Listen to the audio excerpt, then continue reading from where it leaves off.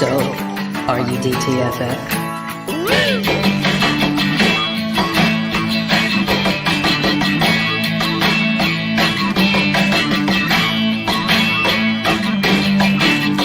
Once again, here is Drinking and Talking Fantasy Football with your hosts, Dustin Lunt and Jake Trowbridge. And welcome back to the Drinking and Talking Fantasy Football podcast. Here we are. We did it, Jake. We made it to 100. Who would have thunk it when we first started this out a little over 2 years ago that we'd still be doing this, going strong at 100 and still loving every minute of it? Not me. I didn't think that shit. I thought we would implode after 12 episodes. Yeah, absolutely. Yeah, I was always hopeful we'd make it this far. Oh, and look at us. We're all grown up now. Look at how far we've come. We both still have beards. Which we had at the beginning. We can't even show the passage of time that way of us like getting more facial hair. Unfortunately not. So question for you here. Did you mess with our intro? You did? No. Did it sound really fast? It sounded fast. That's why I was like, well, maybe Jake messed with it a little bit. And no. I didn't juice it up. I did not put any extra juice into the intro music. I feel like it just wanted to wrap up because it knew it was our 100th. It's technology coming alive is what we're encountering. Oh, is it Skynet finally logging on and becoming sentient at this point? This is how the world ends. Your bullshit intro is just way too long. We got to speed this up. we got shit to decimate. Let's get through this thing. That's how the world ends. Not with a bang, but with a whimper of a sped up podcast song. That's right. Well, we've got a fun show tonight. We're going to do a little bit of retrospective here, looking back on some of our top moments through the first 100 episodes. But then we're also going to be doing a little Dynasty talk, roster construction, more philosophizing here, being smart, pulling out our many leather-bound books from our den here, all about fantasy football philosophy. There's going to be so much mahogany up in this bitch, you're not going to be able to handle it. Yeah, so it's going to be a lot of fun. We'll have a guest or two pop in, say hi, little chat. So we'll see what happens. We don't know. Anything could happen tonight. Anything. It's the 100th. I don't like how ominous that second anything sounded, by the way. I feel like I need to constantly be looking over my shoulder now.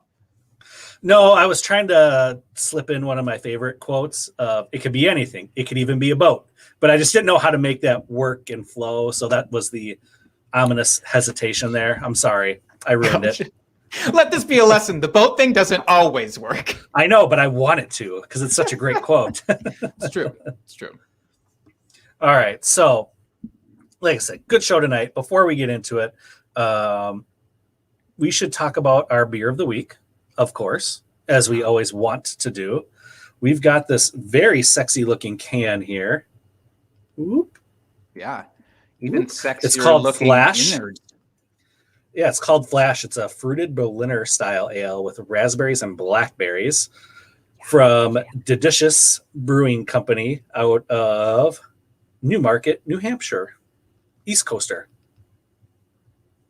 This is a rare East Coast beer for us. I don't feel like we do this implicitly. We don't try to have a bias towards or away from the East Coast for beverages. I think they're just not often sold around us.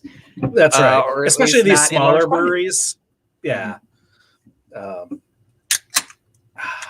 Listen to that sound. Have you tried it we yet? Haven't. Yeah, I already opened mine. I was too excited and I poured it and it looks amazing. Well, what do you think? All right. I think that remember that we had a zombie beer not too long ago, just a couple of weeks ago. In fact, that was like more of a sour thing. And I thought that packed a lot of a punch. This one doesn't have as much of a punch. It's smooth for me. It's real smooth. It's smooth. It's smooth. That kind of puckery face that I made there. I wasn't expected to be quite so berry forward there. Like it tastes. Oh, really? Like it tastes like jam. Like it tastes like raspberry jam in the can. You got jammed. in liquid form. Don't ever say that. I hate that guy. I already did. I'm sorry. I hate that guy. He's the worst. You've been jammed. Nobody ever wants to hear that they've been jammed, Dustin. Only if it's Lone Star. How many stupid fucking jam references are we going to cram in tonight? I hope probably just the two. Probably just the two. Let's be honest. All right. That's fine. Yeah, we can ramp it up. So it is the 100th. Mm-hmm. Now we've talked about our beverage. Hi Troy. Hey Troy. Yeah. Thanks for the well wishes. Yes, that is the wellest of wish. Yes. The happy 100. Can I ask you, when did you realize that we were nearing 100 episodes? Like, because we don't track it, but our episodes are labeled.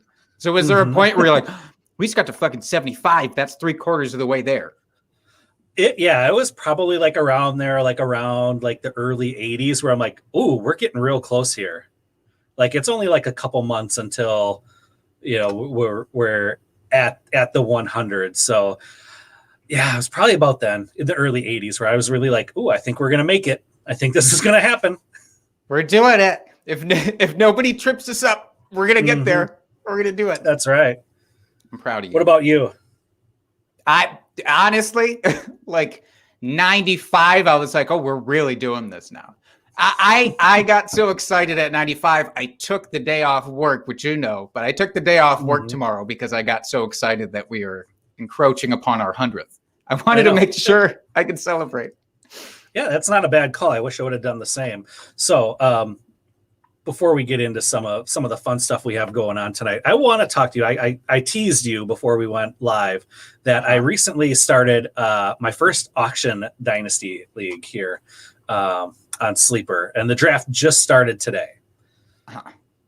So the thing that has blown my mind so far, and tell me if you think this is crazy, because I don't know much about auctions. That's why I wanted to get into one. I've never done it. I always have found the concept super intriguing, that you can really go after the guys you want and not have to worry about necessarily getting sniped like you do in a snake draft, or you have those long waits. Like you can get like all the studs, relatively speaking. You can go after multiple studs, I should say, the top at each position if you really want to.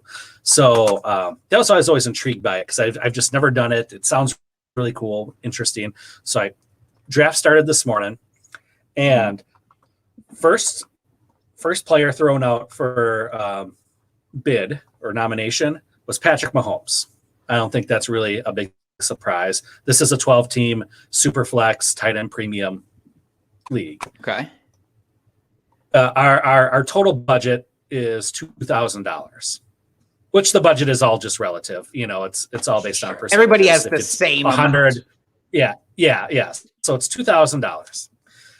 I want you to take a wager, and I know you don't do auction drafts either. Take a wager at how much Patrick Mahomes went for. Okay, so it's out of 2,000. So I'm just going to shoot out a percentage, because otherwise I feel like an a-hole. I'm going to say something outrageous, like somebody dropped 50% of their budget on him. So 1,000, I guess. 50%. No, they dropped almost 30% of their budget, $597. And to me, that seemed like a lot. Wait, this is or is not Superflex? It is Superflex. Is this super? Okay, hey, look, it's Patrick frickin' Mahomes. How many first-round picks would he go for in a traditional league that's not auction, where you would just be trying to, get him on your squad? So I get it. I understand. Mm-hmm. So he went first. The next, or the third pick then, because someone did Jamar Chase, and so then Kyler Murray came up next. The same guy spent $456 on Kyler Murray. So in two players, he spent almost half his budget.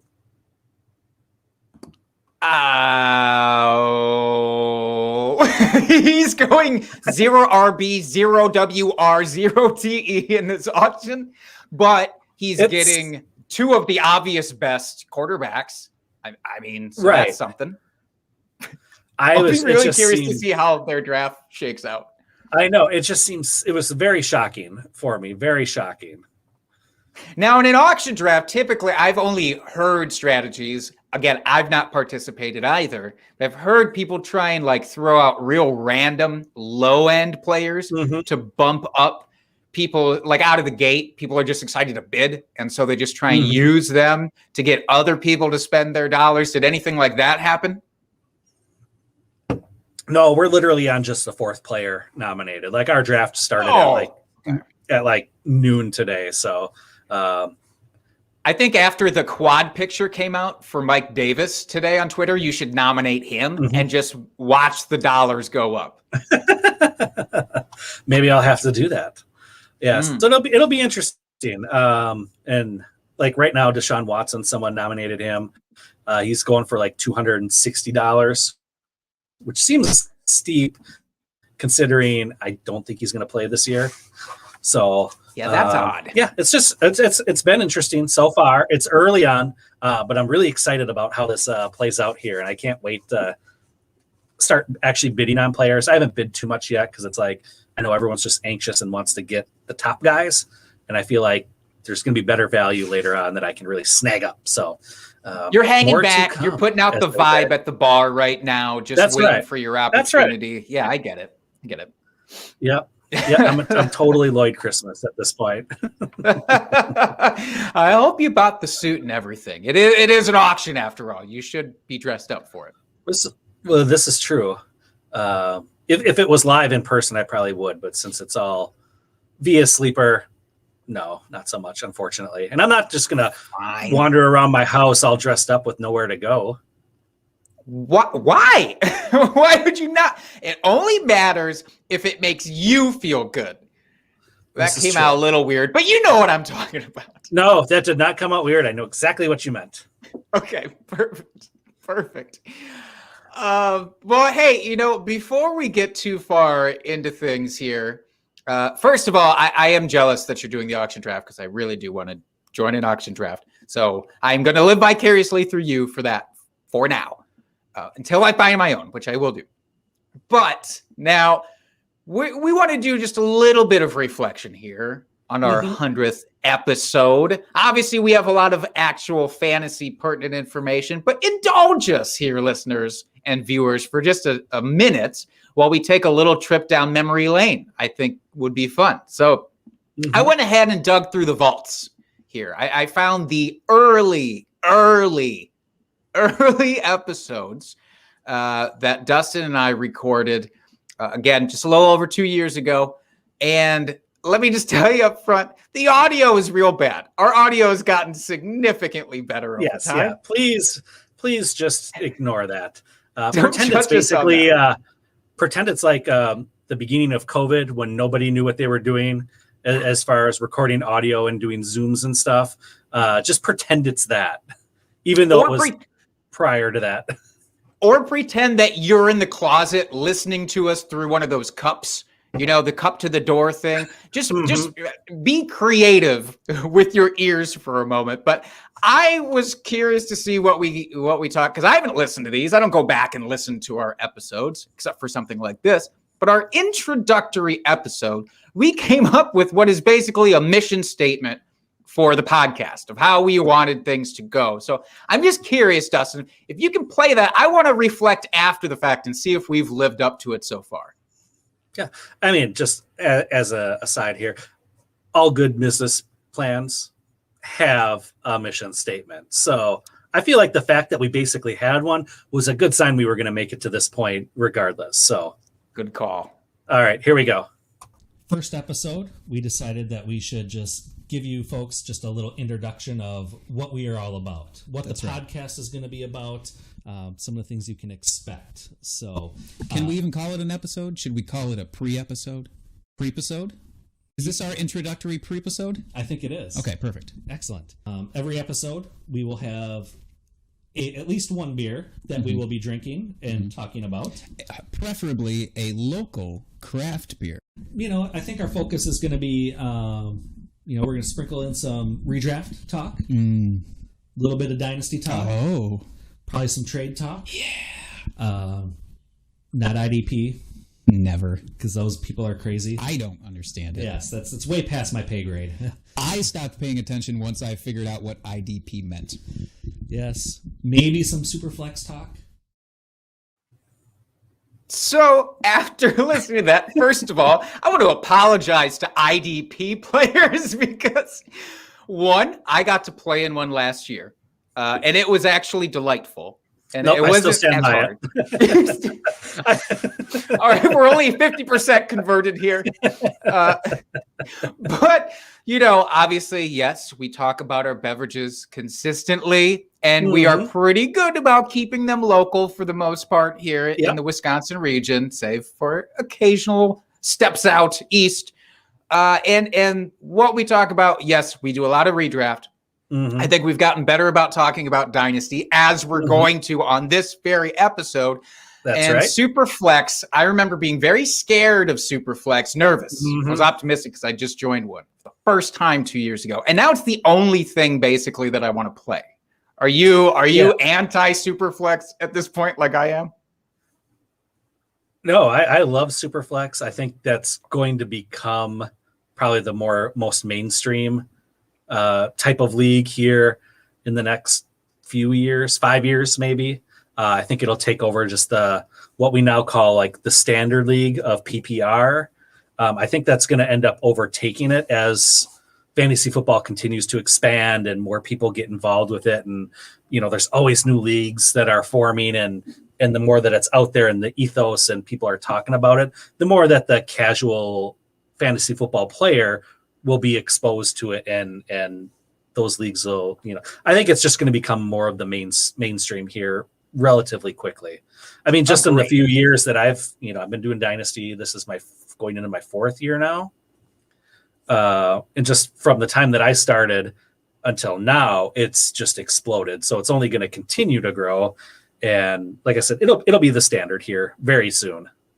Yeah, I agree. By the way, I meant to say anti-non-Superflex, which doesn't even make sense. I knew what you meant, but I said it anyhow. Yeah, ESPN and the major outlets are already starting to dip the toes into Superflex, so I fully agree. But I think that we've so far crushed it on our basic mission statement. But the one thing that was not in the mission statement, which I feel like has become the most integral part of our podcasting now, is our drunk trade of the week, which that came later. It was not the original outline for the show. We did not have that as a focal point, but as soon as we started doing it, I didn't want there to be an episode that didn't have one. Yeah, absolutely. I mean, that's by far my favorite segment that we do of anything, even more so than like our drinking buddies episodes, anything. Like I love having the drunk trades because I love hearing from our listeners about the trades that they made, good or bad, because we've had some good drunk trades, although they're very few and far between. Also true. But I love hearing about it. And I just, I love hearing about what other people think their values are on players, especially when they're maybe not in the right frame of mind, and how that skews the whole situation. It's just a great experiment that we get, little bits and pieces of every week of how people do their drunk trades. Yeah, it's like you're trading with not even with your heart, you're trading with your liver, which is just a fully different process than, your logical, analytical, sober mind is typically doing. And it's just way more fun. I'm sorry. Now, we were talking actually before this came on, because spoiler alert, I want to share one of my all-time worst drunk trades, because it's fun to make shit out of yourself as well. We don't only do it with listener submissions, but like I do it often. I know that I shouldn't, and they're rarely good. You do it less often, and I'm kind of proud of you for that. Honestly, I think that's a good sign. But I did go back and dig up our very first drunk trade just to see how that went down, what our reaction was to it. Now, I would be interested, Dustin, to hear your thoughts on this trade from 2 years ago. Now, are you still as harsh on it now as we were then. So do you want to take us through that stroll down memory lane? Yes, let's go. All right, we want to keep the beer theme going for just a little bit longer this week with a new segment. New segment. Dun, dun, dun, dun, dun, dun, dun, dun, dun. New segment. And that new segment is going to be the drunk trade of the week. We reached out to our Twitter followers, which, by the way, if you are not one of them yet, what are you doing? Why are you trying to hurt me? So this one comes in from @MikeScully58. Mike Sully, I'm sorry. Our first one, and I biffed Way to his go. last name. Way to go. Well, he's probably too drunk to even know. And if we had any swag, we'd send you some just for the screw up, but we don't have any, so We don't. So I send you well wishes. yes. But his drunk trade is as follows. So a little context here. He says, I was sitting across from the guy at the bar while the trade went down. So he traded away Devontae Adams and Eric Ebron. He says this was about week 6. He couldn't pin it down exactly, but about week 6, traded away those two for Julian Edelman, Kerryon Johnson, Corey Clement, and Trey Burton. What do you think, Dustin, when you see those names? Dustin. Ugh. Now, in 2021, the year of our Lord, 2021, when you hear the names that were given, and then Devontae Adams is on the other side. Yeah, it's awful. It's still awful. Julian, even in 2018, 2018, I think was the year that they actually made this. Okay, yeah, 2019. Julian Edelman, Trey Burton. I remember liking Trey Burton, to be fair. Oh, yeah, absolutely. But not we as all like a did. Travis Kelce level tight end. And then even Wisconsin homers, Corey Clement, we were more on board with Corey than the average person was probably on board with Corey. It's just what? Yeah, it's so bad. It's so bad.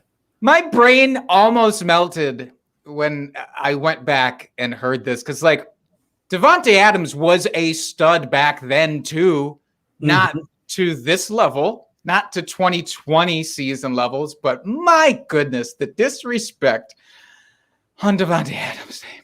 I'm sorry, Mike Sully, but it's still bad. it's still so bad. And I think this was a redraft trade. Hey,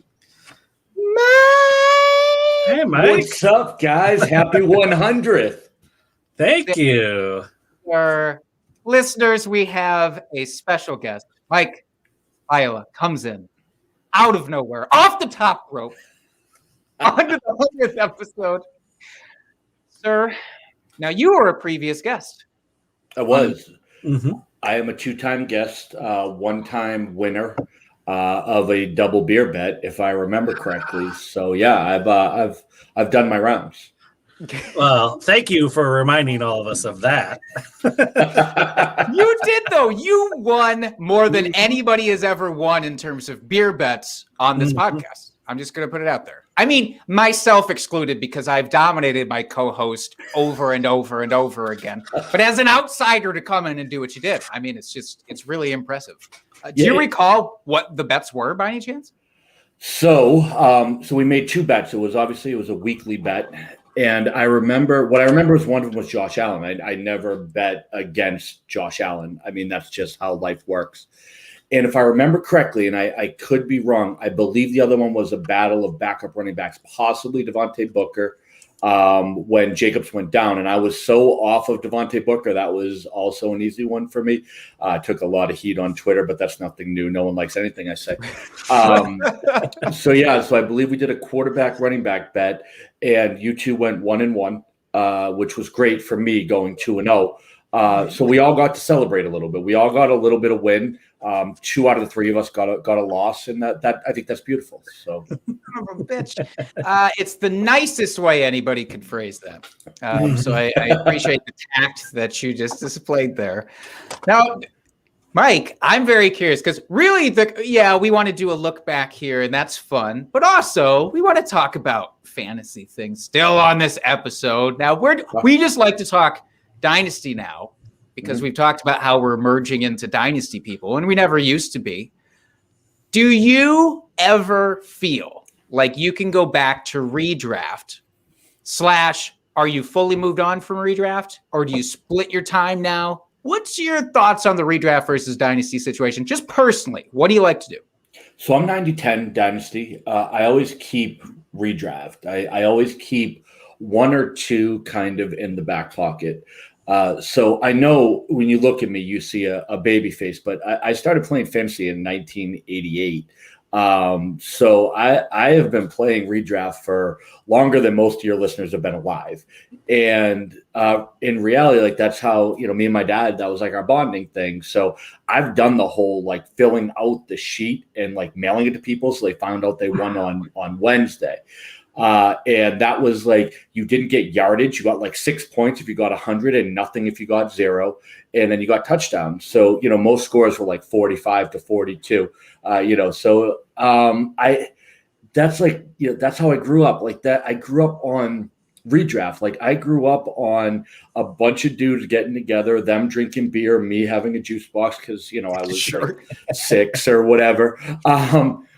But and you make your draft, and there's something about drafting a whole team that is so much more fun than doing a rookie draft. But it's seasonal, and I love the round the clock. So I've now gotten into Devi. I've gotten into like different flavors now because I feel like now that my tolerance has been built up, like I started in redraft, right? So like Bud Light.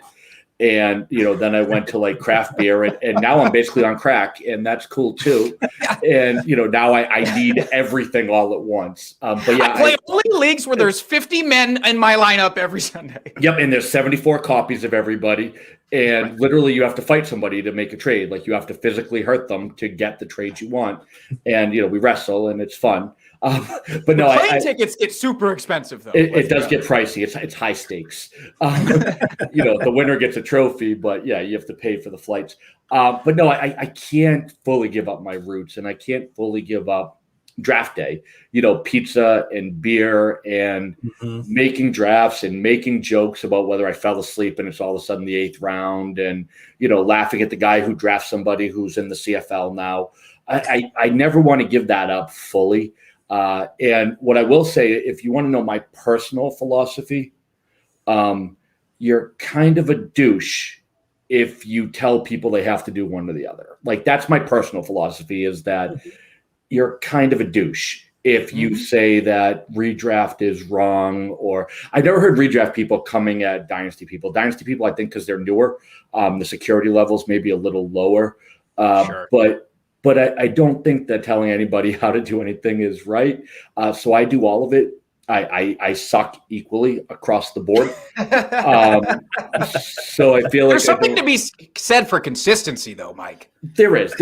But what I can tell you is, you'll never love anything like you love your Dynasty roster because you've watched it grow up. So I definitely, I will say, like, if I'm pressed for time and I can only really focus on one waiver wire, it's always going to be my Dynasty team. It's going to be the one I've been running for 16 straight years now. Like that's my baby. That's impressive. Yeah, we've run it for a while. So we had a redraft league that we flipped to Dynasty just to see what it was like. It's still pretty basic scoring, so I know all these snobs would hate it, but what are you gonna do? But yeah, like we tried IDP before IDP was cool, and now our IDP system is so lame. It's like it's not as intense as what's currently available. Yeah, it's like an NES cartridge trying to get shoved into a PlayStation 3. Exactly. Yeah, I'm like shoving a VCR cassette into a DVD player. I don't know. It's lame, but you know what? I could care less. I have a blast with it. And I have actually, I think with that league, what my favorite part is that I text my friends, annoying them so much that they have to trade with me. And it is 24-man rosters. And last year, I flipped 21 of my 24 players. Damn. Can I ask who the 3 are that you kept? The 3 I kept were my defensive players because I don't care. So it's not these people that you're like, oh, I'll never give them up. It's just like I forget that they exist. No, yeah, I went all in 2020 draft. I made deals like on the draft. I made deals outside of the draft. And I was just like, I need to get my hands on as much of this draft as possible.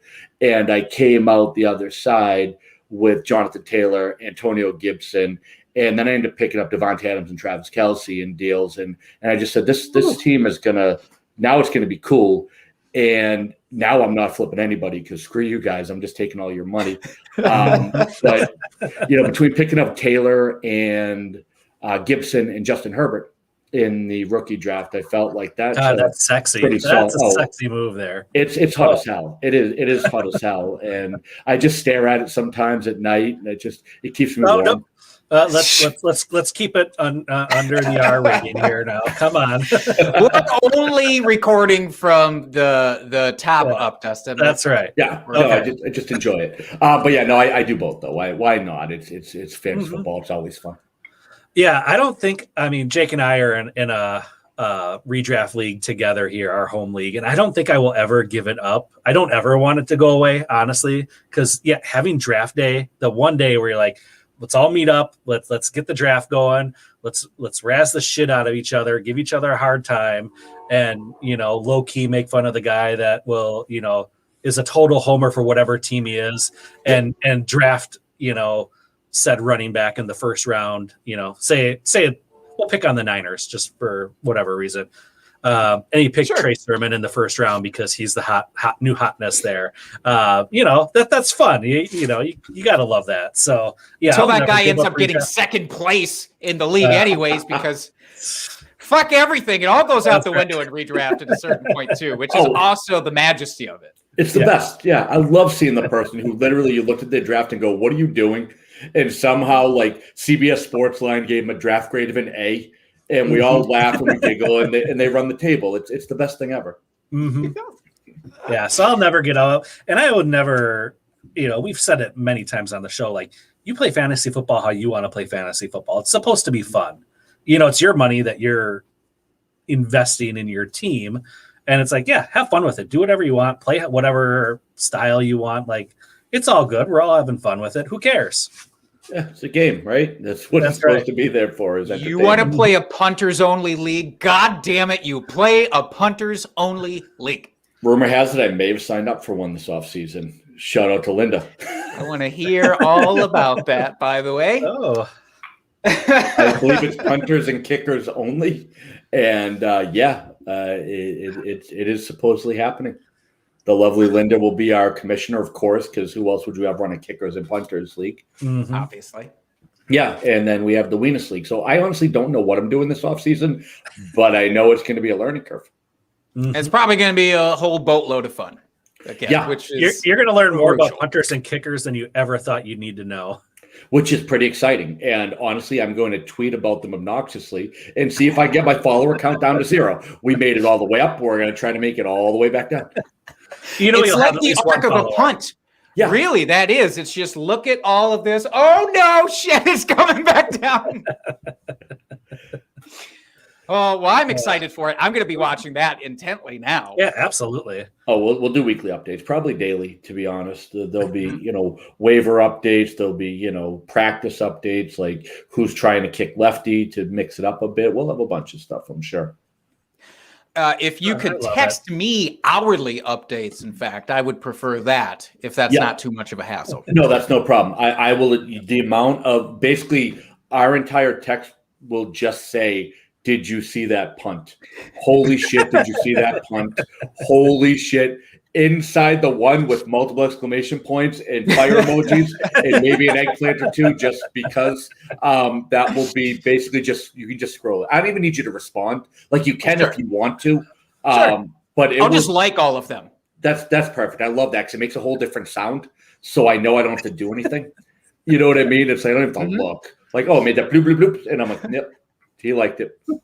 Nope, he's still on my page. We'll get Pat McAfee involved on the text chain And that way you can have some banter about it. How about that? Yeah, I'll give. Obviously, he and I talk a lot, so I'll let him know it's coming, and I'm sure he'll help me put together my draft list anyway. I'll be like, Pat, homie, what are we doing? I'll be like, hey, no, I got it. I know you want to get back to our chess match, but help me out with my hunters first.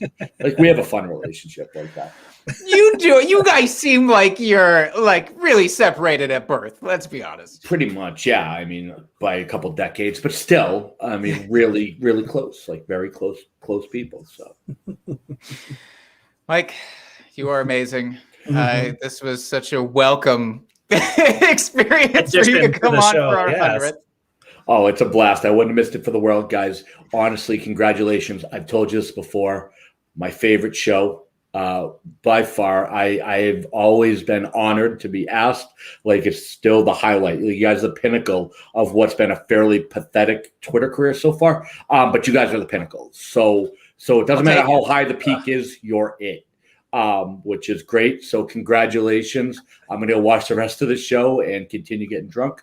But I appreciate you dropping the link. Always a blast, guys. Congrats. Appreciate you, Mike. Yeah. Cheers to you, sir. Take care, man. Guys. Have a great one. Oh, Mike Fila, that was always terrific. That made me feel one of warm my and favorite fuzzy. people. Yeah, and really it's did. not That just was the nice. booze this time. No, definitely not.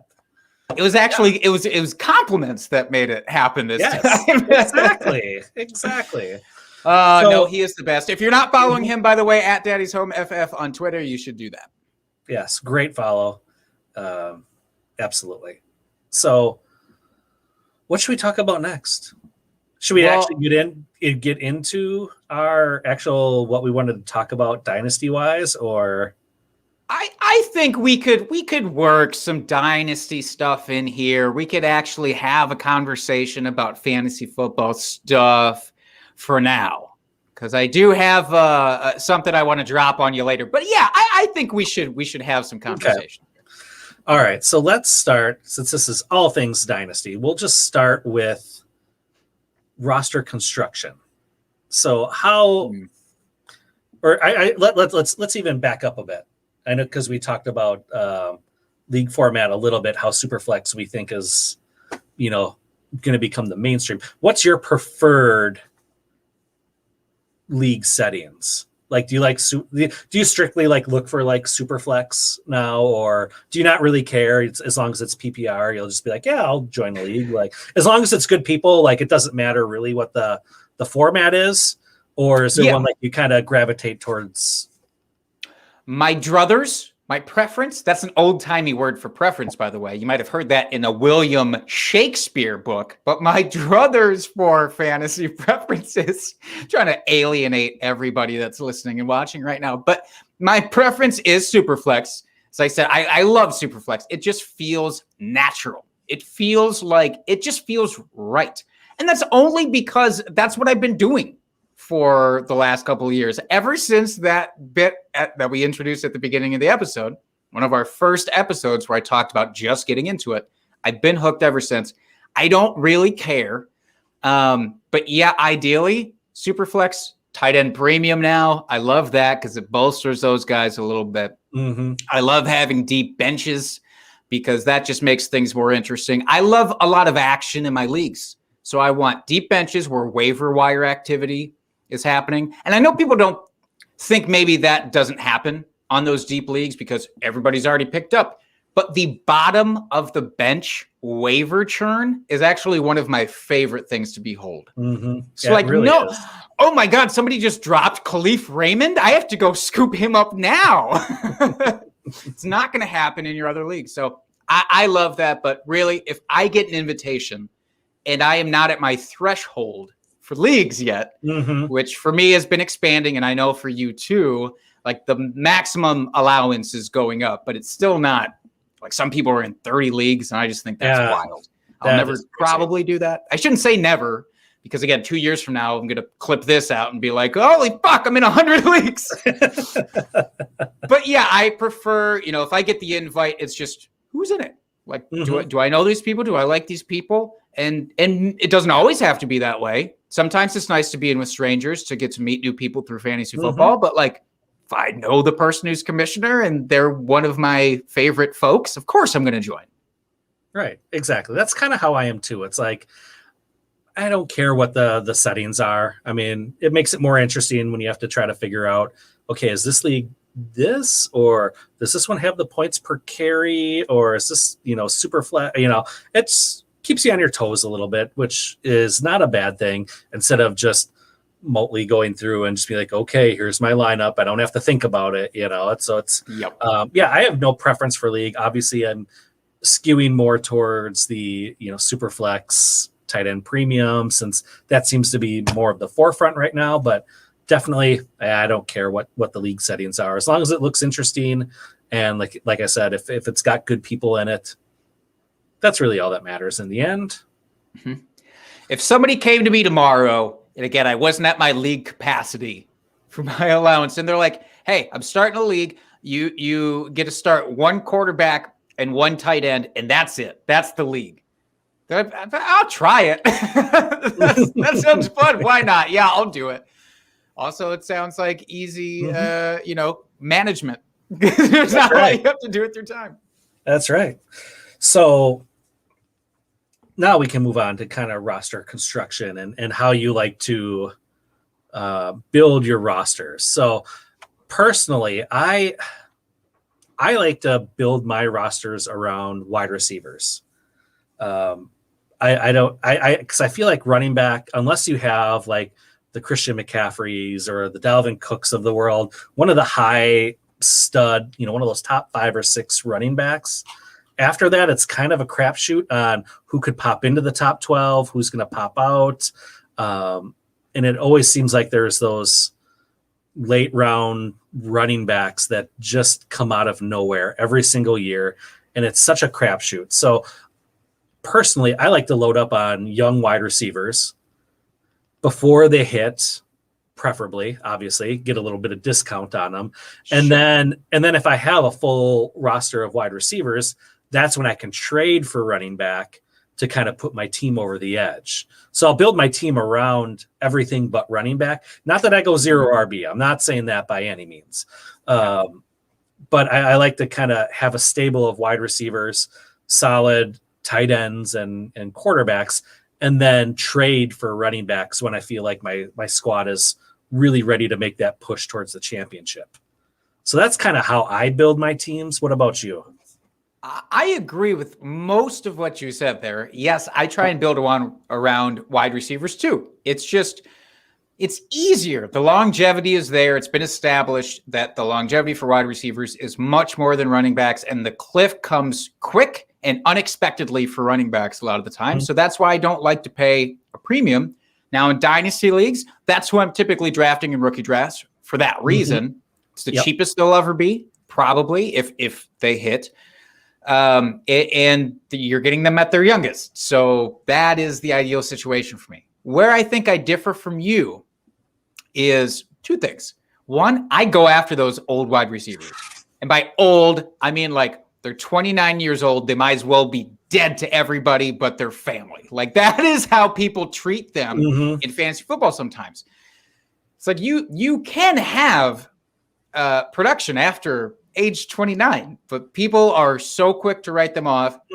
Keenan Allen is a perfect example of this. The guy, he's not even 29 yet, but he just feels like he is to most people out there. And so most people are undervaluing him for that reason. So I'll go scoop him up.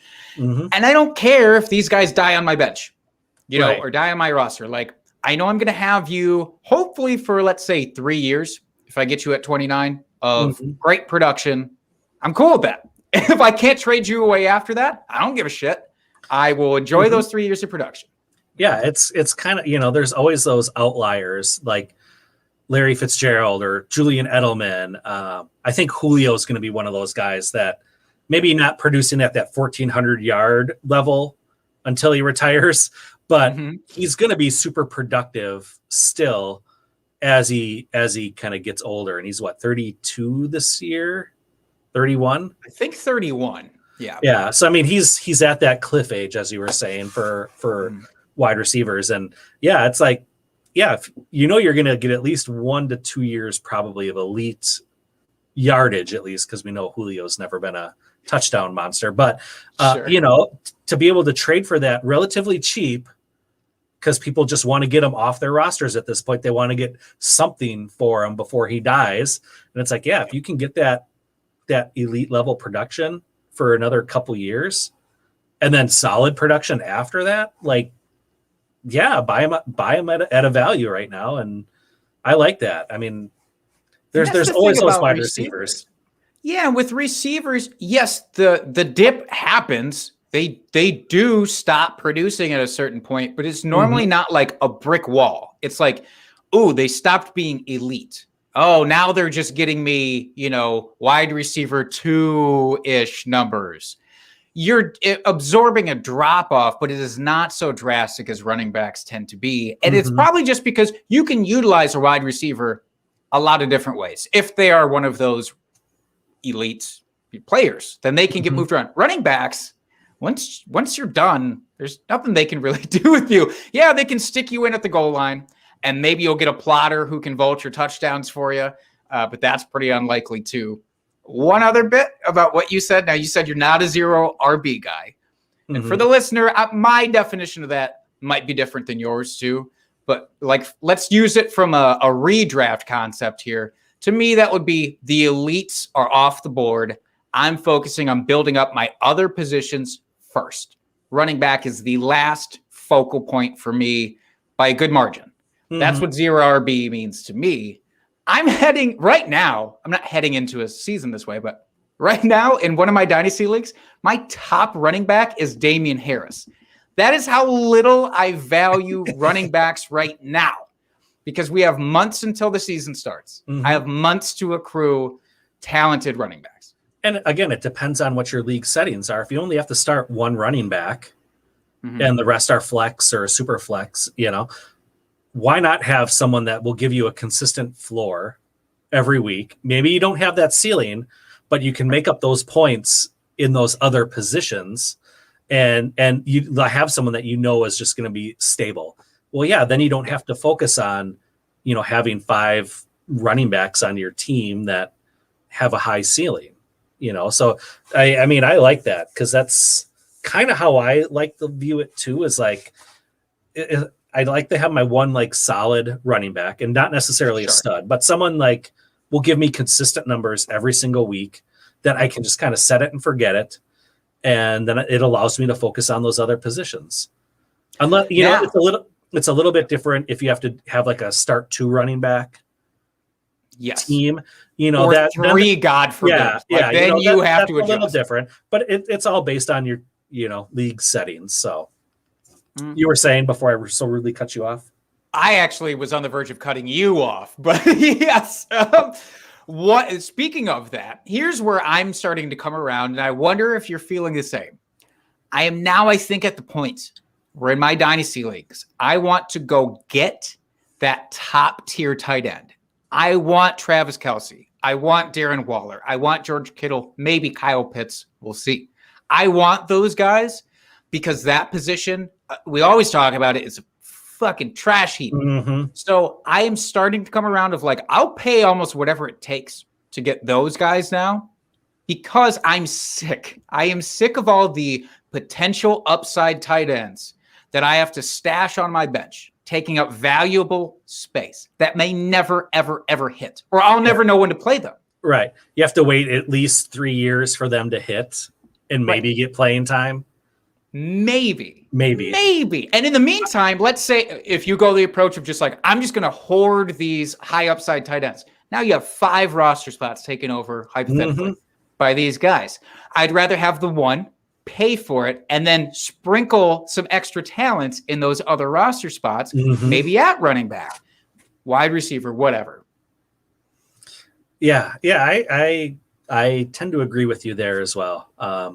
It's so hard to play the waiver wire for matchups for tight ends. And depending on your league, there might not be a lot of options out there, depending on what your bench sizes are and everything. So having one of those elite tight ends, it is a difference maker, even just from the fact that you don't have to think about it, except for the one bye week you have. Right. That's just so comforting. And and nice to know that, okay, I can just leave that little button clicked that he's in my starting lineup all season long. Like that is a terrific feeling. So yeah, and hey, that one bye week about that. That one bye week, I'll go pick up Mo Alley Cox and just say, hey, maybe he gets a touchdown. Who gives a shit? Right. And if he doesn't, I don't care at that point. Yeah, as long as there's at least like one catch for like 15 yards, yeah, that's good enough. You scored 2.5 points like that. That you don't need anything else. Fully agreed. Yeah, so we can't be in leagues together, though. It sounds like because we both try and structure our teams the exact same way, almost. Yeah, but that makes it fun. Then it's how do you Ramble. How do you lever the other person to try to pry those players away? That's where the fun comes. So advertising. How do you attack your drafts? Are we talking? Let's say startup drafts for Dynasty. Perfect. Okay, I was just going to clarify there. If I'm looking at a startup, and we'll say Superflex, tight end, premium, since that seems to be the way things are going out there. Just so we're clear for all of our listeners out there. I appreciate that. I'm sure they do too. I think what I'm doing, my strategies with startup drafts have fluctuated so much over the last couple of years. They truly have, because I used to never want to spend up on a quarterback. Even in Superflex, I was I'm going to wait you out and I'm going to prove that I'm smarter than you are by taking this random fucking guy in round 11 who right now isn't even listed as a starter, but I have faith in my own. I'm going to take Teddy Bridgewater. Right. It's like, that is just, it's a shocker. Has not worked out for me huge in the past. Sometimes I get lucky and it works out, but it truly is luck. Like one example, purely luck. I waited and waited and waited and waited, and I took Ryan Tannehill. This was a couple years ago. Ryan Tannehill in like the 8th round. Then I took Cam Newton a couple of rounds after that. And then I scooped up Ryan Fitzmagic at the very end, because I love my Fitzmagic. And yeah, that ended up working out for me, but I'm not game planning for that anymore. So I am of the mindset in a startup draft, especially Superflex, I'm not leaving the first 3 rounds without my first quarterback anymore, probably. And I'm also getting comfortable with the idea of trading back to accumulate picks in those. Because the deal with that, and if the listeners aren't familiar with that style, that that startup draft, picks are obviously a premium. And you can trade. You don't have to draft anybody. You can trade back. You can trade back up into the first round if you really want, and take 2 picks of your elite tier guys if you really want to. If I want to go up and get Pat Mahomes and Kyler Murray, like the guy in your auction draft did, and my startup, I'm going to have to pay a lot to get whatever that second guy is. You can do it. I'm probably going to take the opposite approach and trade back at a certain point, because people in drafts want to draft more often than not, unless you're playing with, the sharks who are doing the same kind of shit. People want to use their pick. They just fucking do. So if you can say, hey, here's a free pick for you, quote unquote, I will just trade back a couple of rounds. And let's say, I don't know, you can have this 3rd round pick. I'm just going to take your, let's say 5th, 6th, 7th, and 8th. That's obnoxious, and that would probably not happen. But that's the idea that I've started to warm up to. I was going to ask, because I've heard this happening, or it seems like the trading out of the first and trading back to try to get more picks, get like 2 seconds and or another second and a third. So you have 2 seconds and 2/3. It seems like more and more fantasy players are using that strategy. So I was going to ask, what do you think? Because I've heard this also is, what if you go and trade up into the first? So you do have your 2 first-round picks, depending on how the first round is going, and you get those 2 young elite quarterbacks in a super flex league. So you get like your Patrick Mahomes or Josh Allen, and then you come back and get like a Herbert or a Kyler or or Trevor Lawrence.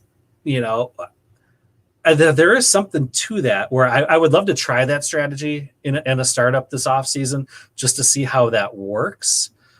Just because then, in theory, I know NFL is, we don't know what's going to happen. You never know how long your league is going to be in play. But in theory, you can have these quarterbacks for 10 years at least. So to know that you're set with 2 potentially stud quarterbacks in the top 12 every year for 10 years. I mean, I think 10 years is a big, that's let's say 5. Let's say 5 as a firm. 5. That's confidence. Yeah. Okay. So say 5 years. I don't know. There's something to that where it's like that gives you a lot of flexibility then for your other positions where you have 2 elite scorers. So you can get away with not necessarily having a stud running back. Or maybe that stud tight end. It kind of gives you that flexibility to work with other positions then, even though you're paying up initially for it. Yeah, I don't see any issue with that.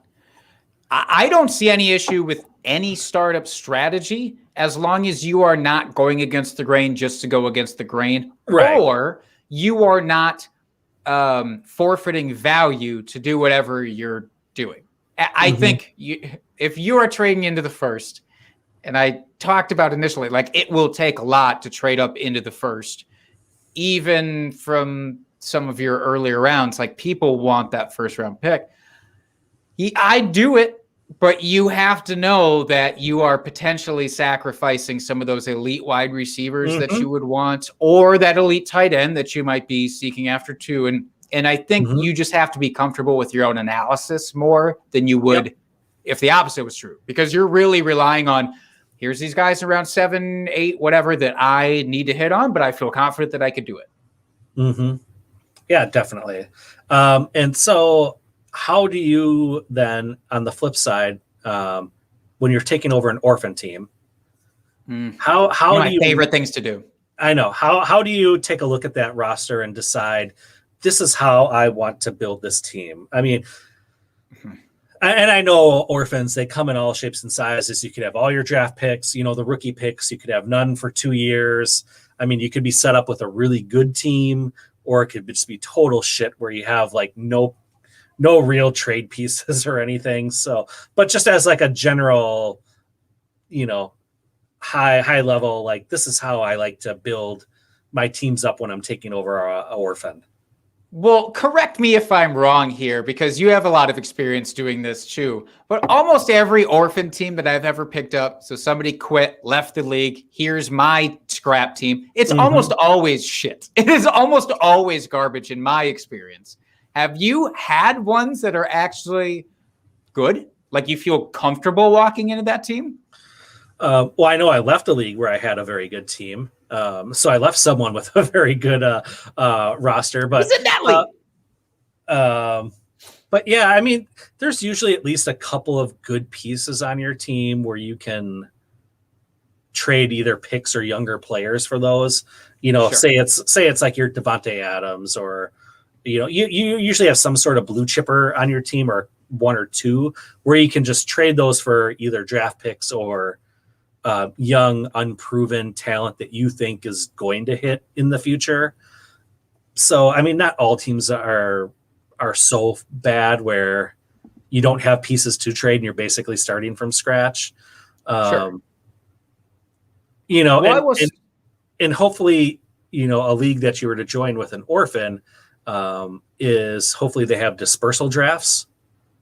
So if your team, or if there's 2 teams that left, all those players, plus then anybody else in the league can jump into the dispersal and redraft their team basically based on the available pool of players. So hopefully at that point you can do that, or the league you're joining has something like that, where then it allows you maybe to get a couple blue chipper players, and instead of just truly starting from my team is totally horseshit, at least you have some say in what your roster looks like at that point. That's kind of the optimum scenario there.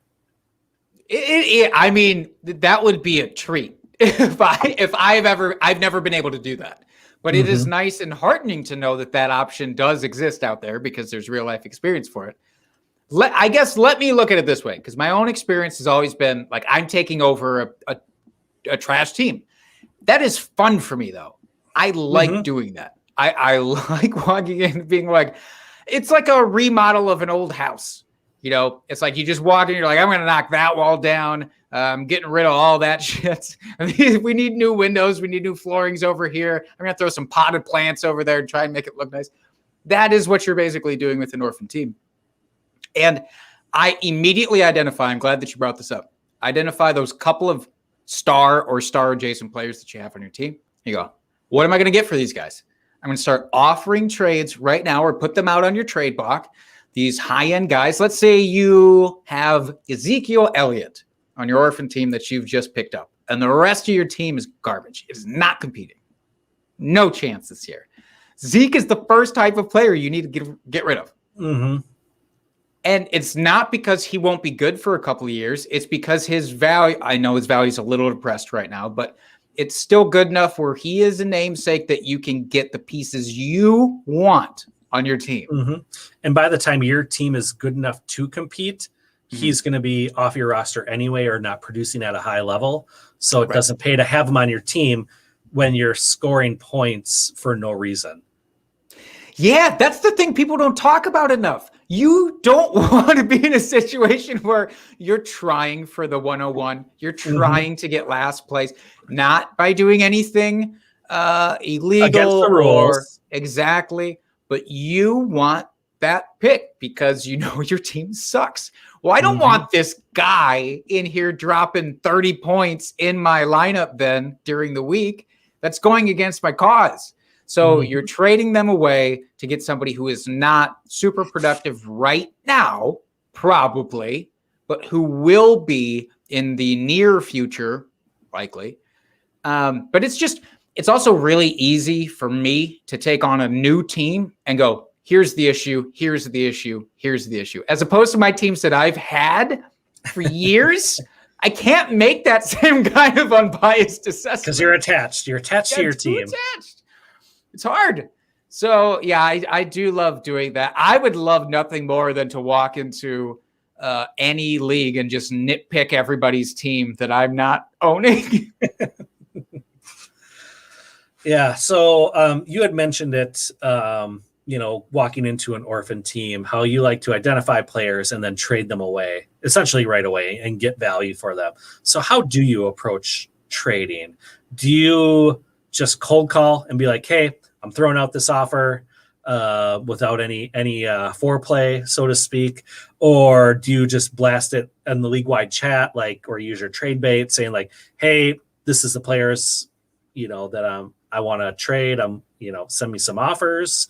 Or, do you kind of, when you're making trades, take a look at like, hey, you're light on running back, I have extra ones, try to do something that benefits both teams, which I know is probably the answer, but I don't want to hear that because that's the very polite answer. Lame. Yeah.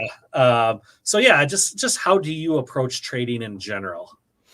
The thing I love about walking into a new league as the pickup of an orphan team, they come to you in most instances because the new guy, it's that whole I smell fresh fish kind of vibe. And the offers come fast and they're probably terrible, but they will come fast and furious. 99% of the time they're terrible. Yeah, almost always. So they're just trying to gauge how gullible you actually are. For sure. That's absolutely what they're doing. You're like, well, let's see how dumb this fucking guy is. Is he going to accept this or not?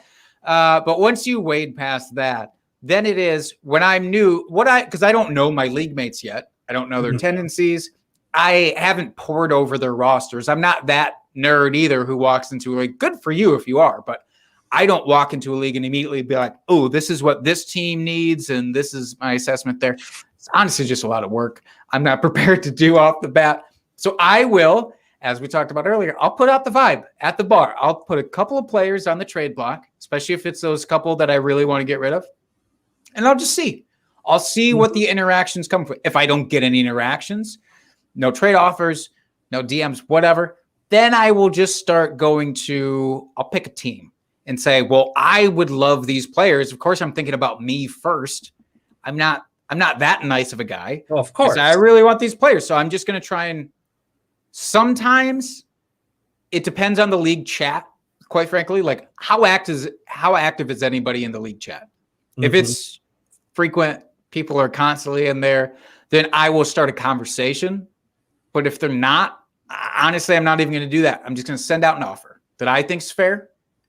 It doesn't necessarily have to benefit them in the immediate future. Because like I said, I don't look at my lineup really until a month, maybe before the season starts. So it doesn't have to be that either. But yeah, I will just fire off a trade without having to do the foreplay, so to speak. Oh, are you foreplay only? No. I just fire off trades all the time.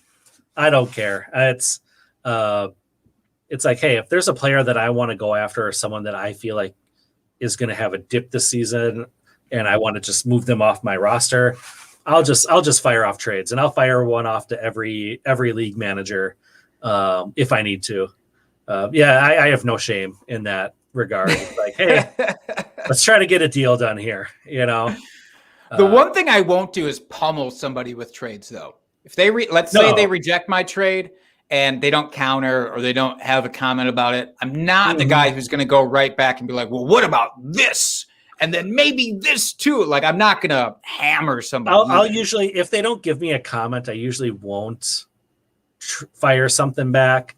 Because then it's like, well, if they're not even giving me a comment, they're just not really interested in trading. What do I work with? Yeah. Unless it's I've given no comments. I try to give at least some sort of comment for trades I reject, unless it's just such the worst fucking trade where it's just like, you don't even deserve a response to this because it was so bad.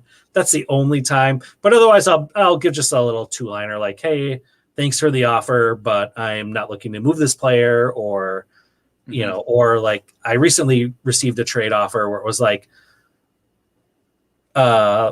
possible up and coming tight end and like a tier 3 wide receiver, like a wide receiver 3 for like the same thing coming back. So it's like a very lateral trade. Yeah. And I was just like, I actually like the upside of my guys better, but I'm not willing. And that's to the make this trade problem. right now. At that point, you're just valuing your individual guys. Like, do you like this guy more than me? I mean, that's most of trading, I guess, but it does feel weird to do it when it's 1-for-1 like that. Yeah. Especially when you don't know the league mate yet. Yeah. Can I just tell you though, I've gotten better at trading. In terms of, I do not suck as much at trading. We used to be in a dynasty league together. Sadly, we're not in a dynasty league together right now. But yeah, this was the team that I left. This was the team that I left in very good shape. That's right. It was a good team. He's not just saying that, people.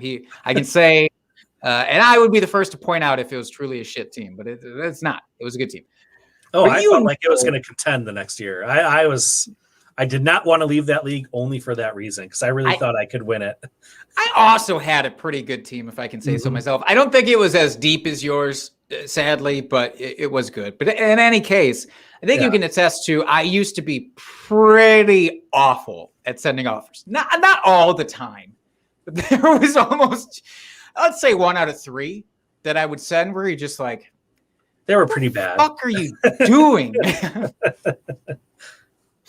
I'm proud to say I don't do that. I don't think anymore. I like to think that I had a hand in that, because I would just be brutally honest. Separately, I would text you and be like, dude, that wasn't even fucking close. What are you doing? You really think Albert Wilson is worth 3 first? Did you think before you said? I did not do that. I was never not to that extreme, but no. Yeah. No.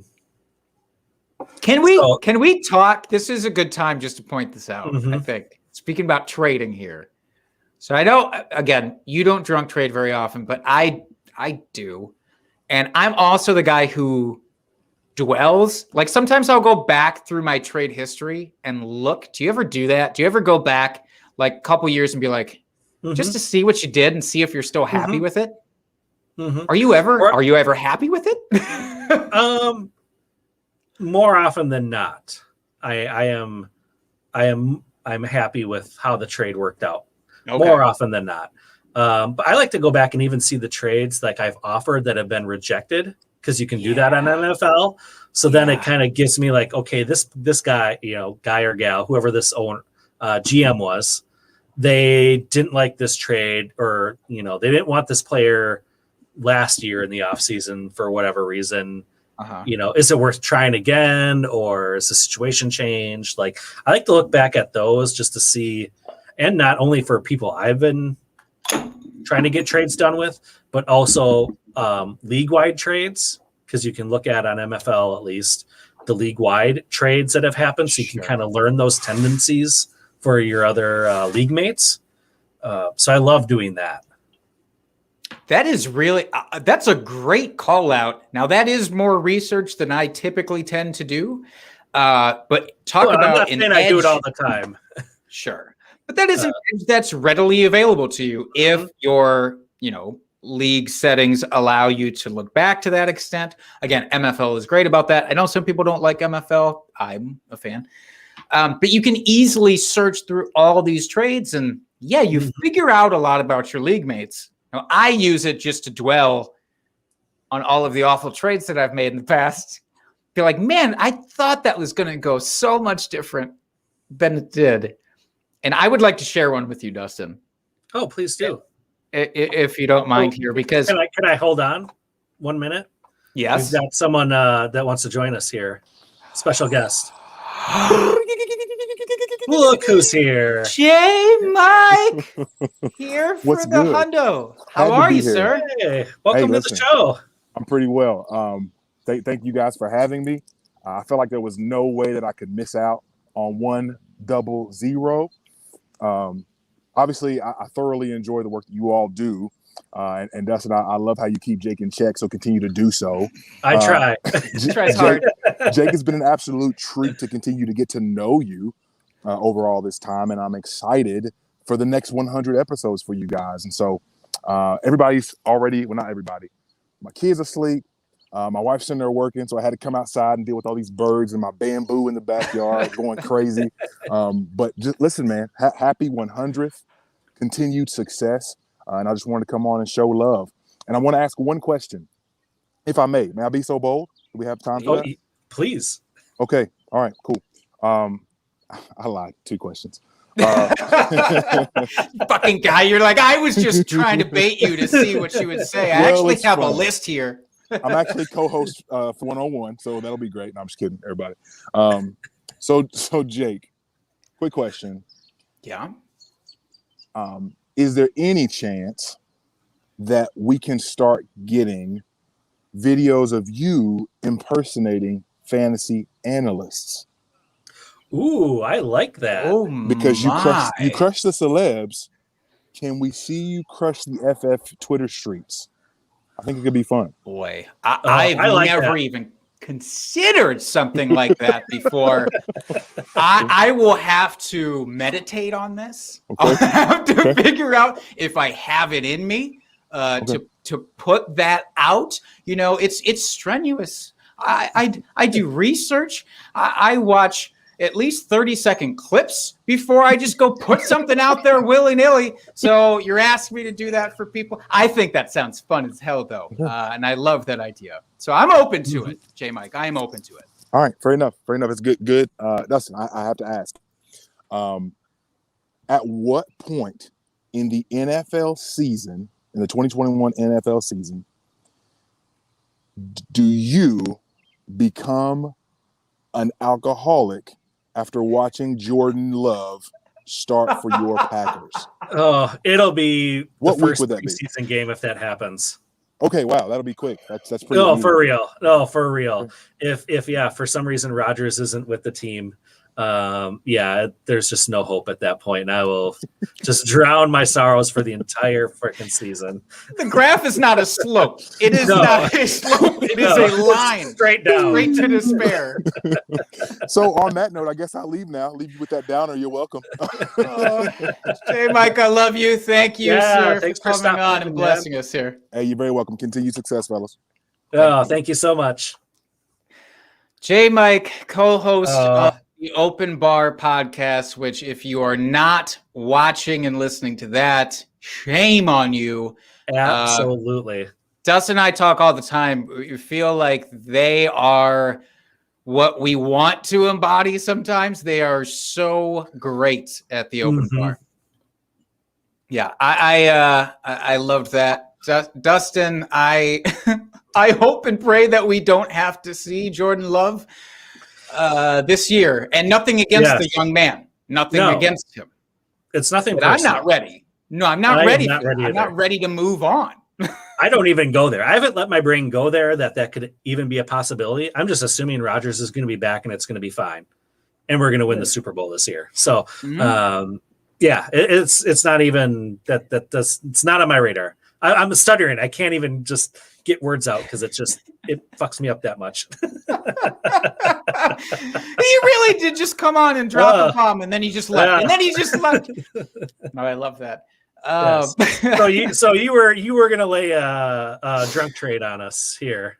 Yeah, this will make you feel better, I think, about the Jordan. I'll distract you from that possibility here with my own dumbass trading capabilities here. Now, this is one of those orphan leagues. Like I came in, I took over a team. I felt like I was making trades that were going to put me in contention, not the first year, but the second year. I was like, that's my time. I'm building a base here.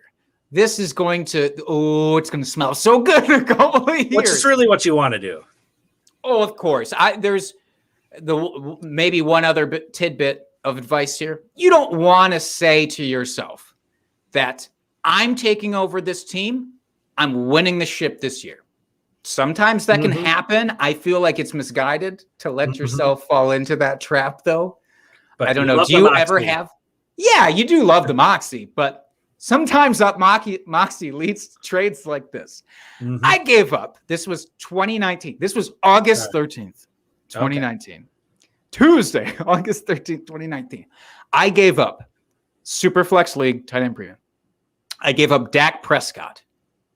And my main man, Albert Wilson, for Josh Rosen, fresh to Miami, Sony Michel, Tyler Eifert, and a third-round pick. Ugh. I did that. Ugh, that's gross. I did that. That's so gross. I have to. That doesn't go away. I can't delete that from the league record. It stays there forever. It's so gross. Oh, I'm sorry. As I switch over to Scotch now, in honor of our main man, Aaron Rodgers. Hey, I switched over to the Scotch as well. Hey, let's talk about it. I gave you, so you brought the beer. I brought the Scotch. I said, I want to go one step up for this bulbous-sized episode. We got to keep it up to an 11. That's right. I got the Glenmorangie. It's 10 years. So it's not like amazing. I know you're supposed to go for higher numbers are better for Scotch. But this is pretty good. So you've been imbibing already? How is it? Yeah.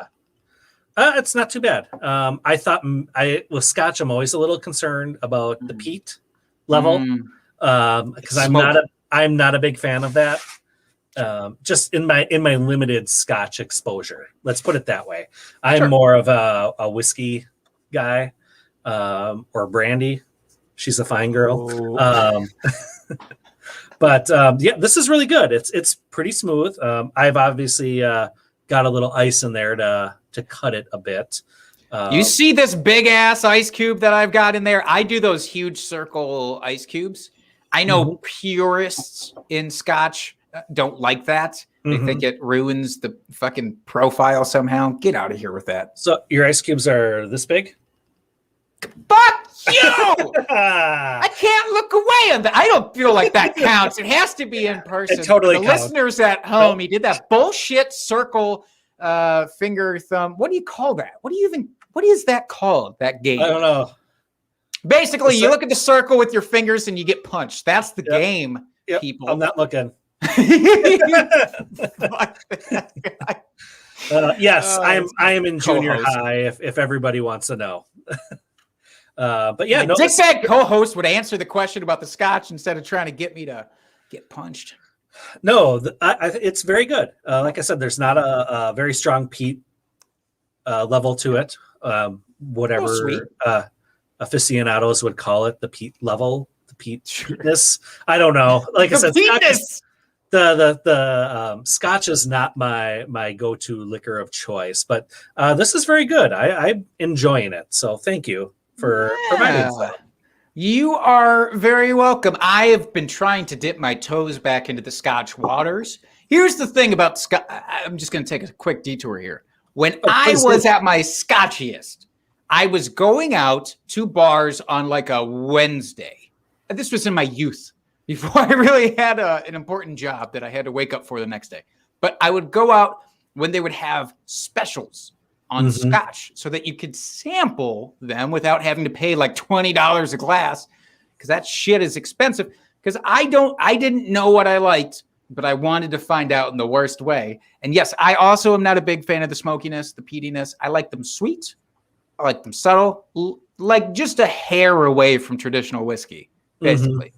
And this Glenmorangie, it's in the ballpark, right? No, it's good. I like it. It's pretty smooth. You know, that's kind of my thing. It's like, is it gonna burn my throat on the way down? You know, I like something that's nice and smooth that, you know, you don't have to like pucker your butthole before you drink it just to get it down. You know, it's You can. Well, you can, but yeah, It's not required. No, but I like it. It was good. Good choice. I thank you. Thank you for saying that. Now that you've said something nice about me, I want to put you through hell for 2 minutes. All right. I alluded to this at the top of the episode, and we can, if you want, we can get back to Dynasty stuff. But after this brief interlude, if I may. Okay. So there is one other preloaded video in our repertoire, a trip down memory lane that I want to walk folks back through.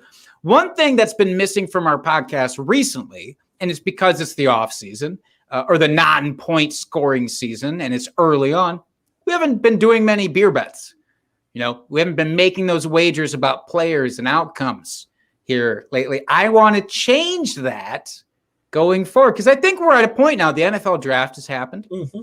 Teams are pretty well set. Of course, there's still a lot to be determined, but the basis is there. Yeah, and so, as we're building out our projections and ranking our players and tiering them out for the upcoming season, yeah, I think we're going to be able to make a lot more beer bets here as we proceed through the off season.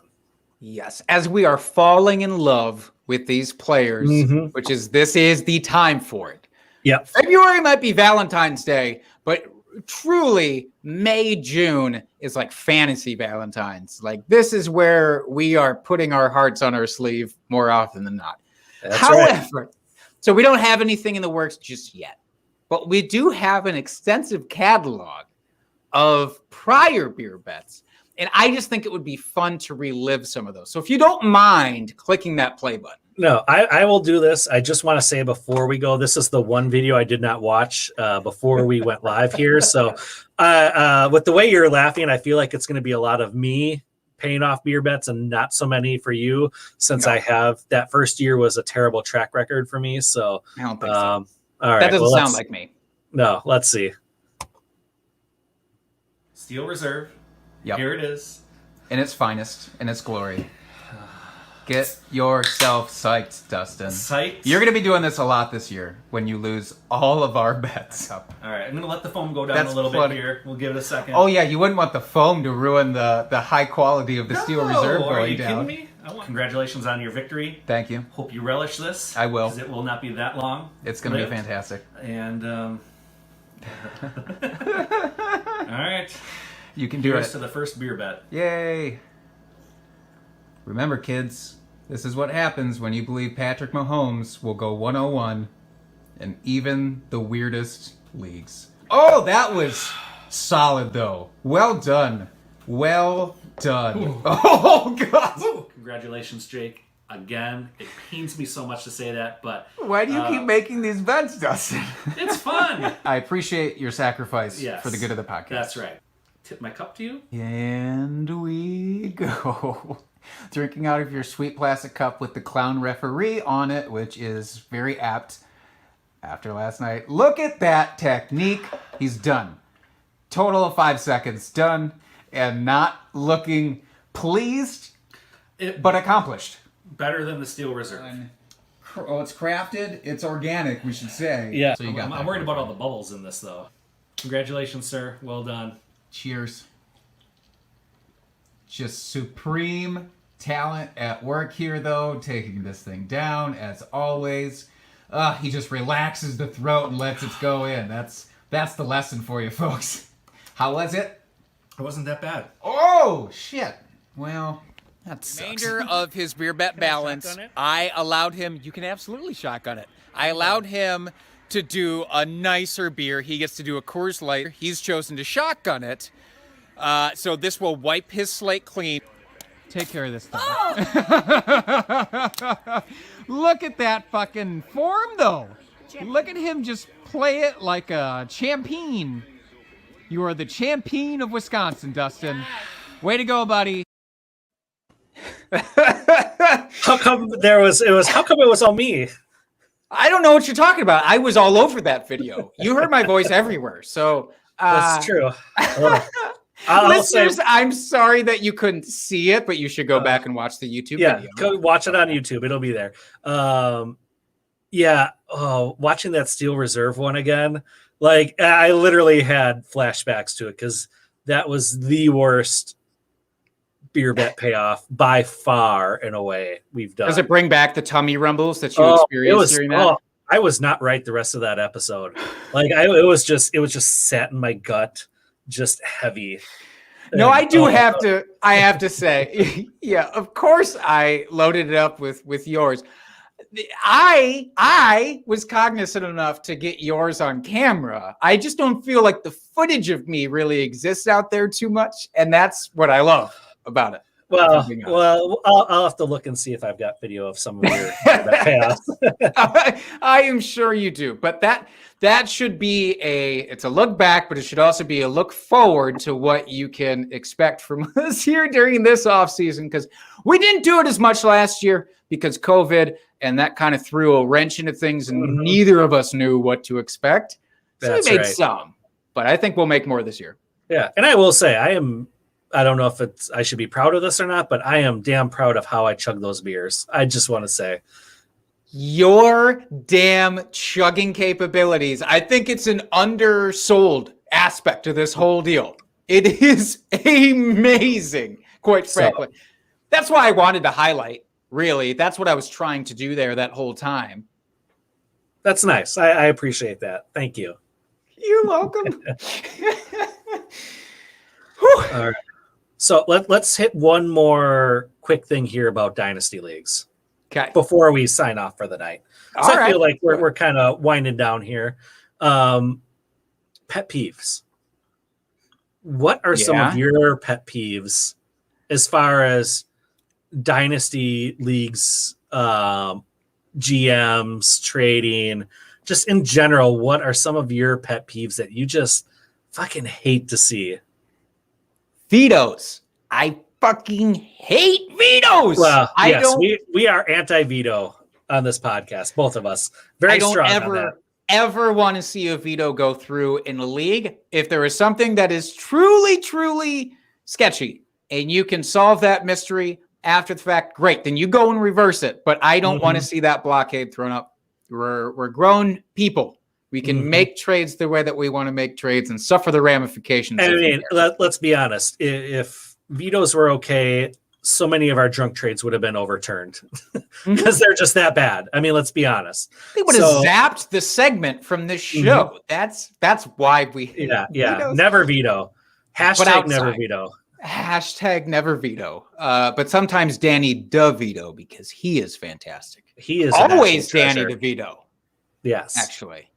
If you can get him in your leagues, I think that's the way to go, probably. But outside of vetoing trades, I think one of my pet peeves with Dynasty is, and I'm guilty of it.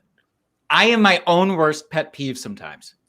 The overvaluing of people that you drafted, not people that you traded for, not your whole team, even in general. Although sometimes that can definitely happen. That's like, I drafted this player, rookie draft, startup, whatever it was. So I'm going to hold tight. And even worse, I drafted this player in round X, so you will not get him from me except something comparable to the value of round X. Not comparable to the value of the player where they are now. Let's say it's months after the draft, but nope, I'm still valuing him at this round because that's where I took him. That is silliness. That is nonsense. Player values, as soon as you make that pick, he is no longer valued at that round. He's valued on the market. It's open. Stop valuing him based on where you took him. It's craziness, and I see it so often in all leagues. And like I said, I've certainly been guilty of it myself in the past. Absolutely. Trying not to be now. Yeah. Absolutely. I do the same thing. There's players where it's like, I just love them so much, and you're not going to get them off of me unless you overpay. But to be fair, if you truly believe that player is going to break out or have a terrific season, to slightly overvalue them, I don't think is a bad thing. But to just willy-nilly be like, no, this guy's going to be a wide receiver one, I don't fucking care. Like there is a difference there. And you have to know the difference. But yeah, I'm just as guilty as everyone else about overvaluing players. I do it all the time. Yeah, and as long as you can acknowledge that, and there are ways to do that. Like if you just don't want to trade somebody, that's fine. Don't trade them. But if you're putting them out there in trades at this absurd value, that's the issue. That's what gives me the most pause. It's like, you come on, just keep them to yourself then, and hide them away, stick them over there in the corner, but don't like flaunt how drastically different your value is when you just know that that's not how the league values them. It's crazy. Yeah. Rumboy's in the chat. Yeah. Saying hello. Thanks for joining us. We appreciate it. Absolutely. Check out Rumboy's podcast, by the way, especially the After Dark on Fridays. Their YouTube is fantastic. Yeah. I mean, the overvaluing players was going to be the one pet peeve I really dislike. But I also dislike when someone wants to trade for a player and they're like, hey, want to make a trade? Send me an offer. Yeah. It's like, dude, if you want to trade, just send me the offer first, or be like, or open up the conversation. Like, hey, let's make a trade, league's quiet, or I have the itch to trade, and open it up as a conversation. Like what are you looking for? What position, what type of player, what do you think your needs are, and then can we go from there, as opposed to be like, hey, want to make a trade? Well, send me an offer. Show me something. Yeah. It's like, dude, so just lame. That you're putting in the minimal effort to try to get a trade done. It's like, if you want to trade, throw out a trade. At least if you throw out a trade and it's horseshit, it's like, okay, at least you threw out a trade. You tried. Yeah. And then hopefully you can have a conversation from there. But just to be like, offer me something. Like that's just such a so tacky way to go about trading. Can I ask you this though? Are you okay if somebody reaches out to you first? Let's say that they want to get a trade talk going, but they say, hey, what would you want for this player? Are you comfortable with that if they ask the question that way? Like they want, let's say you have Cam Akers. They go, hey, what do you want for Cam Akers? Yeah, I think that's fine because they're saying who they're interested in, and that allows you to look at their roster and say, okay, here's the player or picks or combination of both that I would want in return. Absolutely. Yeah, I think that's fair. Yeah, I recently had in one of my Dynasty leagues, just out of nowhere, someone that has I finished third from the bottom. So I have the 103 in this draft. And it was like the guy that has like the 102, I think. And he's like, hey, we both finished at the bottom of the league. You want to mix things up a little bit, make some trades. It just left it at that. And I was like, oh yeah, sure. Let's, I'm like, and not even like trying to go after a specific player or anything. He's like, hey, do you just want to mix it up? We're both on the bottom. We finished terribly. Like, yeah, what do we got to lose? And nothing came of it. We tried back and forth for quite a while to make something happen. Event, it came to a point where it was just like, okay, we're not seeing eye to eye on player values and pick values, but at least he was like, hey, like, let's mix things up. What do you think? Are you open to trading? And it's like, well, yeah, let's see if we can get something done. Got the juices flowing. Yeah, I thought that was a great way to approach it. It's like, yeah, we both sucked. Let's see if we can do something that might get our teams, going a little bit more, or some players that maybe we think we're higher on than the other, and get something going. Kind of an olive branch. It's just an extension. It's just saying, I want to talk about this. Mm-hmm. It's as awkward. Well, it's not as awkward, but it's in the same vicinity of like, you're an adult person and you've not made a friend since you were in fucking 12th grade. And that process of making friends can be so awkward as an adult. You go into a league now with people that you don't know, with teams that you are not familiar with, and you have to make that connection with somebody to get them to trade. It's not entirely different, I guess, is what I'm saying. Yeah, absolutely. But I like that. I know some people don't like when you just say, hey, what do you want for this player? I've seen on Twitter some folks are against that, and they were like, well, just send me an offer if you want them. I mean, I'm on your side. I can see that to a point, but it's also like, at least they're saying, hey, I'm interested in this player. Right. And they're at least not sending a super garbage trade.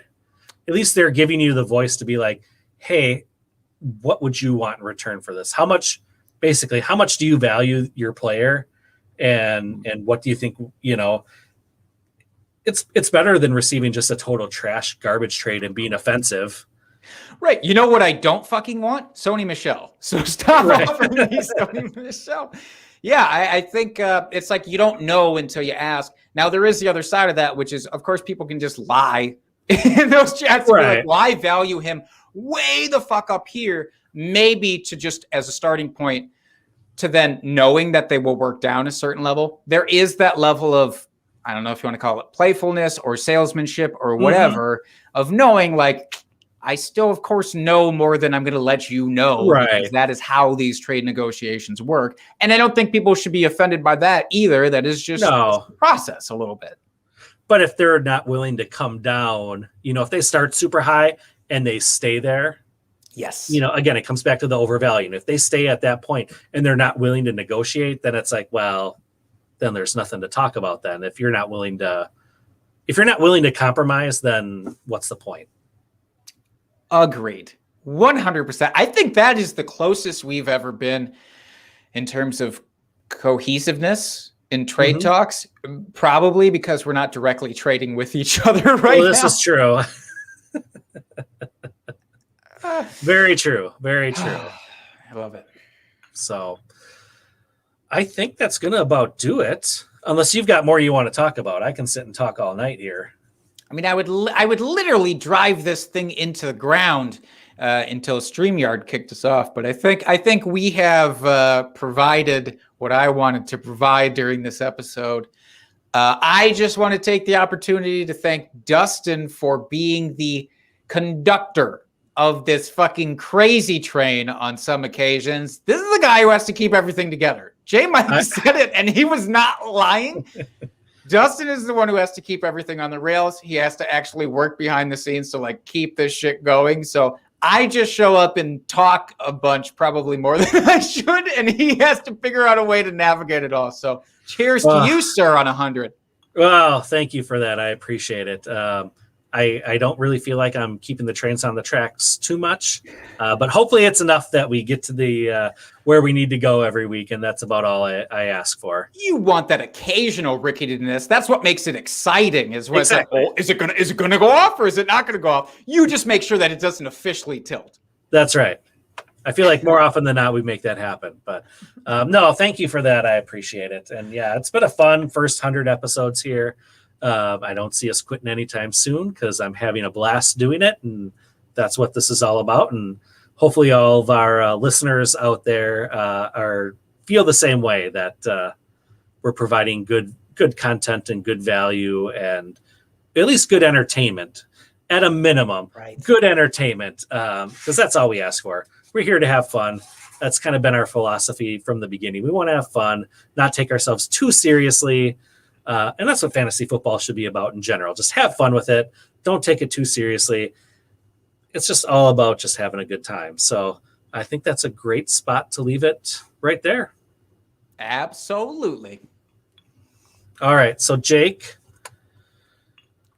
I think we should do this since we haven't done it for a while. We need to tell people where they can find us and how they should subscribe to the show on Apple Podcasts or wherever you listen to podcasts. We are out there on pretty much everywhere: Spotify, Podbean, Stitcher.